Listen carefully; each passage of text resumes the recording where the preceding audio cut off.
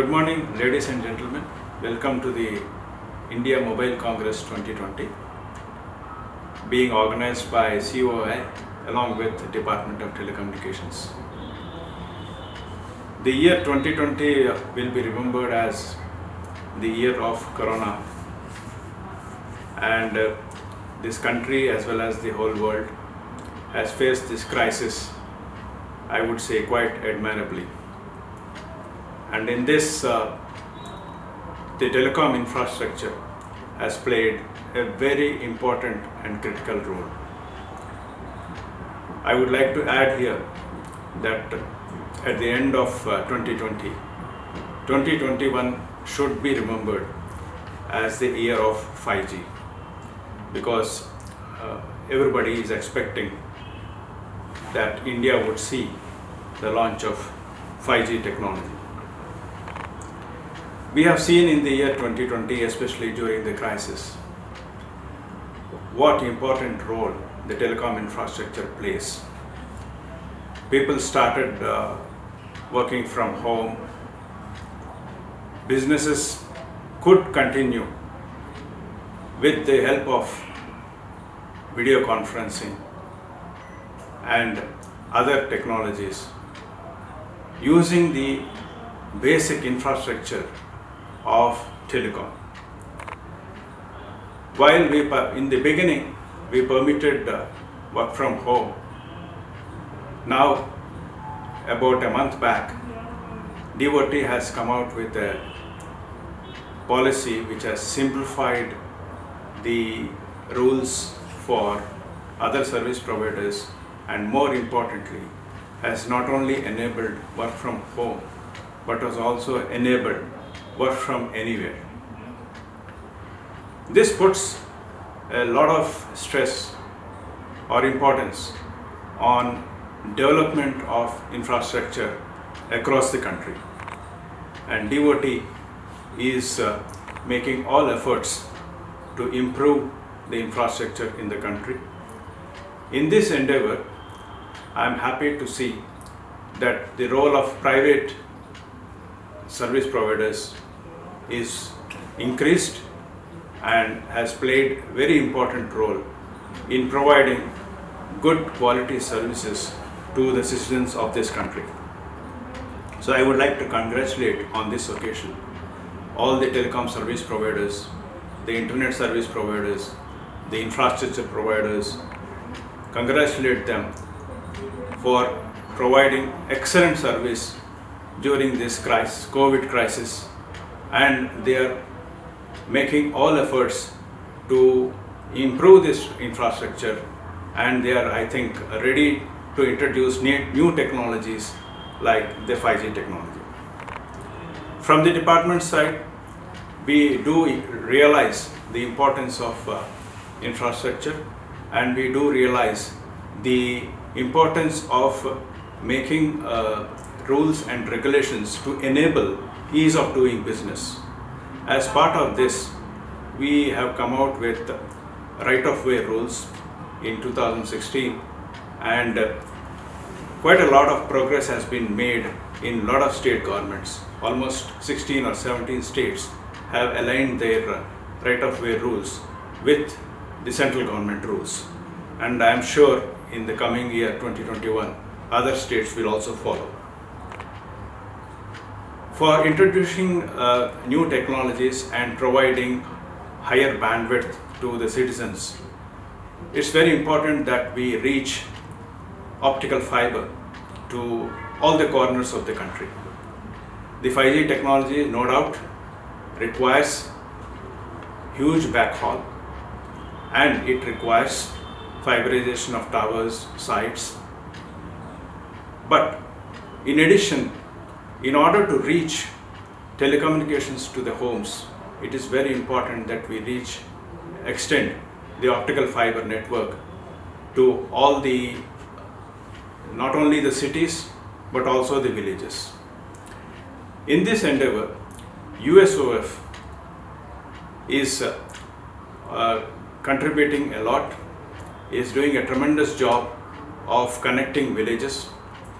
We did a big project of connecting Gram Panchayats with optical fiber. And as you all know, our Honorable PM announced that all the villages, around 6 lakh villages, would be connected by optical fiber in another 1,000 days. We have started the project and we are sure that we will complete it successfully.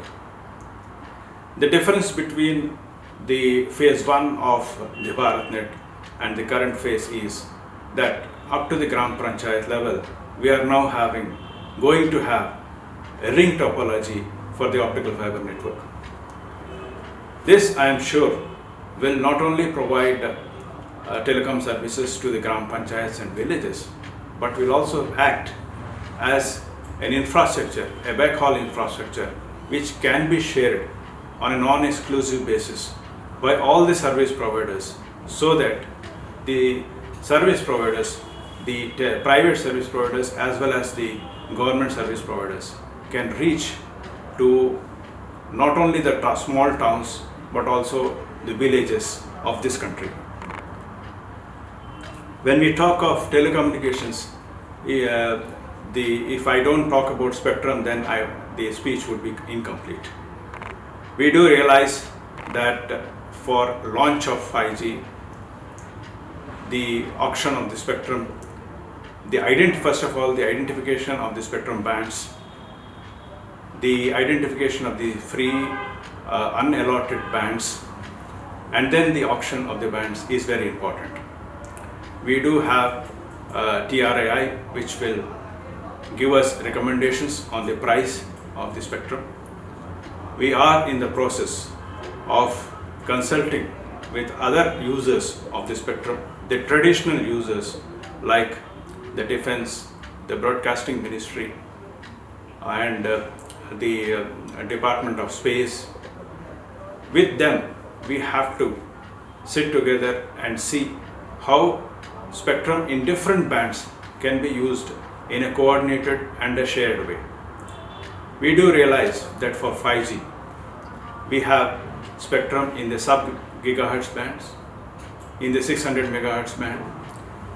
We do have spectrum in the mid band, and then the millimeter bands. Because of the traditional users, as I said, the Department of Space, Defense and Broadcasting Ministry, they have already some services in these bands. It is very important to sit with them and see which of the services can be shifted and which are the bands that are to be made available for IMT. This will take some time, but I am sure that shortly we will be coming out with the announcement of the bands as well as with spectrum. In coming back to the USOF projects, USOF is doing an excellent job in providing infrastructure to places where the service providers are not able to reach. Recently, our Honorable PM has launched as dedicated to the nation the optical fiber connectivity to the Andaman Nicobar Islands. We are also planning to connect the Lakshadweep Islands to the mainland by optical fiber in a ring topology in another 1,000 days. The role of infrastructure providers is very key to the development of telecom in this country. They are the backbone for all the service providers, and they did a tremendous job not only during the past 1 year during the COVID crisis, but they also do a fantastic job during disasters like cyclones. We also realize that the E and V bands are very key to providing backhaul, especially in city areas where it is quite difficult to lay optical fiber along the roads. We do have difficulties in getting road cutting permissions. We do realize the potential of the ENV bands, not only as a substitute to the optical fiber, but also because of its high bandwidth availability, and also the possibility of reuse at different locations in the same area. As far as coming back to easing the business introduction is concerned, DOT has developed a Saral Sanchar portal on which we are going to have everything online, all the licenses online, the SACFA clearances online. It is being developed in 2 phases. The first phase is almost complete, and in the second phase we will be introducing all the licenses online and all the registrations also online. I would also, this year's IMC 2020 has a theme: inclusive innovation, smart, secure and sustainable. It's a very good theme, I would say, very appropriate in this year when we are just about to introduce new technologies. With the recent call of Atmanirbharta by the central government, these 3 words gain more importance, that is the smart, secure and sustainable telecommunications. I would like to spend a minute on secure communications. It is very important for every country to have equipment from a trusted source. And with 5G coming in, everybody knows that this is going to be a software driven. As far as till now, the telecom infrastructure was very specific to the hardware, and the software which was developed by different vendors, though limited in the world, would run on specific custom built hardware. With the introduction of 5G, we are going to see telecom software being run on general purpose hardware. We are also going to see large number of devices being connected to the network. We are also going to see large number of third-party applications running on the network, and everybody getting connected. So 5G is going to change the way we are going to live. 5G is going to have the capability of connecting roughly 1 million devices per square kilometers. This is going to pose a lot of security challenges. Anybody who can control this network can control the entire infrastructure of the country, because the telecom will be the backbone for not only the telecom services but also for other infrastructures like power, transport, medical and everything. So for every country, the security of the network, the procurement of the equipment from trusted source becomes extremely crucial. And before we introduce this 5G technology, this government will definitely look into all aspects of providing safe, smart, secure and sustainable telecom services to the citizens of this country. I once again congratulate COI for conducting this India Mobile Congress at the end of 2020 along with the Department of Telecommunications. Thank you very much for inviting me for giving this inaugural address. Thank you very much.